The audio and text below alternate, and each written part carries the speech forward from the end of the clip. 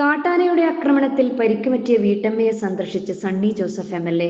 കച്ചേരിക്കടവിൽ കാട്ടാനയുടെ ആക്രമണത്തിൽ പരിക്കുപറ്റിയ നടുവിലെ കിഴക്കേതിൽ സുരിജ വിശ്വനാഥനെ ആശുപത്രിയിൽ KPCC president Sunny Joseph MLA, Kannur DCC president advocate Martin George, vice president Sudeep James തുടങ്ങിയവരോടൊപ്പം സന്ദർശിച്ചു.